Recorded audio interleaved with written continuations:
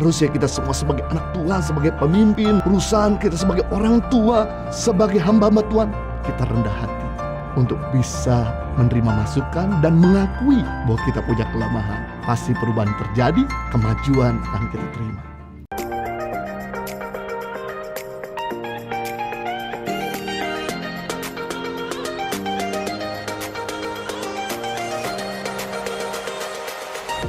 Yang kedua, konsekuensi jika kita sulit mengakui kesalahan akan menutup perubahan dalam diri kita. Dengan mau mengakui kesalahan dan kelemahan kita, otomatis kita mudah berubah. Seandainya saja Yudas mau mengakui kesalahan pada waktu Yesus menegurnya, maka Yudas tidak akan menjual Yesus. Yudas akan dinasehati oleh yang lain. Yudas akan dirangkul oleh murid-muridnya. Yudas akan dipeluk oleh Yesus. Hati Yudas hancur. Yudas menangis dan Yudas bertobat. Yudas tidak buat kesalahan, yaitu menjual Yesus ketika dia mengakui pada waktu kesempatan terakhir Yesus menegurnya. Namun sayang karena Yudas tidak mau menerima masukan, mengakibatkan akhirnya Yudas tidak berubah dan membuat keputusan yang fatal. Saudara, setiap dari kita bisa buat kesalahan. Hanya pertanyaannya bukan bisa atau tidak bisa buat kesalahan, tapi pertanyaannya adalah mau berubah atau tidak mau berubah. Oleh karena itu, sebagai istri atau suami, kalau buat salah, bersedialah untuk minta maaf dan berjanji untuk berubah. Sebab janji itu merupakan motivasi agar kita bisa menunjukkan pertumbuhan. Jadi janji bukan untuk di-show off, bukan untuk dipamerkan, tapi janji untuk dibuktikan. Berilah kesempatan suami untuk berubah. Jangan dia sudah mau berubah terus diingatkan kesalahan-kesalahannya. Dasar laki-laki mata keranjang, kamu memang gak bisa berubah. Terjadi sesuai dengan perkataan imanmu. Suami juga jangan selalu ungkit-ungkit kesalahan istri. Bila istrimu sudah mengaku kesalahan, terima dia apa adanya. Berilah ruangan untuk bertumbuh dan berubah. Gak ada orang yang sempurna. Justru dengan kita belajar menerima, memberikan ruangan akan kesalahannya, membuat orang itu bertumbuh. Sama kalau Anda sebagai orang tua, jika anak-anakmu berjanji untuk berubah, terimalah dia apa adanya. Karena selama dia mengaku kesalahan dan dia berjanji untuk berubah, Tuhan pasti akan menolongnya. Jadi di sini kita belajar jangan suka mengintimidasi orang, tapi jadilah sumber inspirasi. Bedanya intimidasi dengan inspirasi. Intimidasi atau manipulasi adalah orang yang sibuk mengubah orang lain, orang yang sibuk menekan orang lain, orang yang sibuk menghakimi orang lain. Dan sampai kapanpun kita tidak akan pernah bisa merubah orang lain, karena itu tugasnya Tuhan. Kita akan stres, kita akan sakit kepala, kita akan tambah marah. Tapi jadilah sumber inspirasi. Inspirasi adalah orang yang sibuk mengubah dirinya sendiri sehingga dia jadi sumber inspirasi untuk orang lain berubah. Ketika kita sibuk berubah, sibuk lebih baik, maka orang lihat Anda jadi sumber inspirasi untuk orang lain mengikuti. Saya teringat waktu kami awal-awal menikah, saya bersama istri. Istri saya adalah orang yang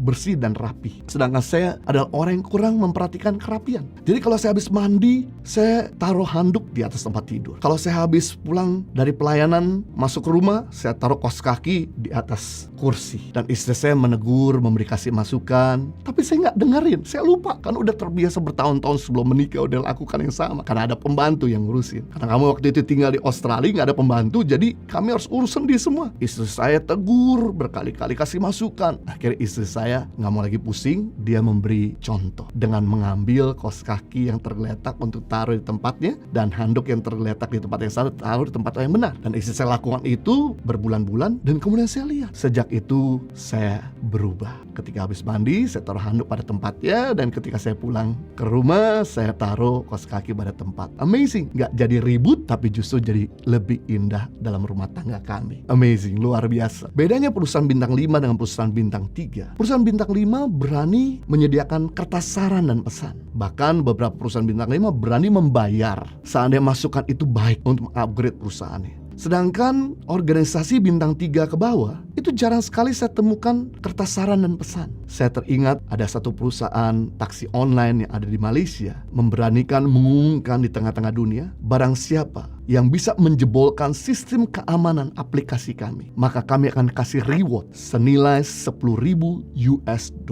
Bukan 100, bukan 1000, tapi $10,000. Dan kemudian ada seorang anak muda memberanikan diri untuk kasih correction dan bisa menjebolkannya dengan langkah-langkahnya. Dan akhirnya perusahaan ini mengundang untuk anak muda itu datang ke Malaysia, dibayarin tiket ya, dikasih hotel yang terbaik, dan kemudian dikasih reward senilai $10,000 yang pada waktu itu nilainya $133 juta.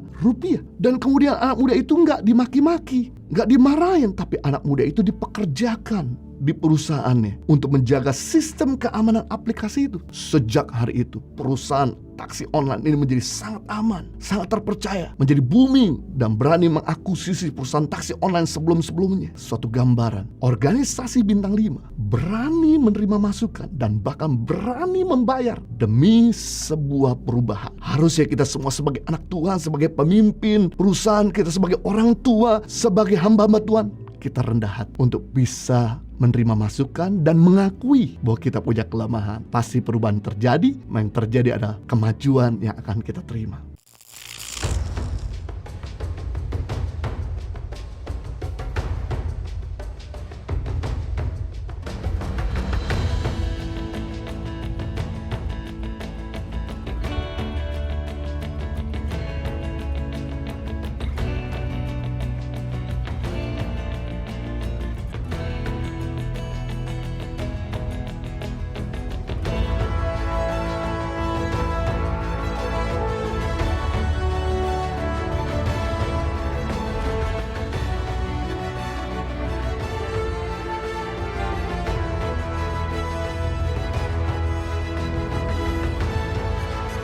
Cerita anak pedalaman dalam meraih mimpi dan mengejar cita-cita bersama Tangan Pengharapan.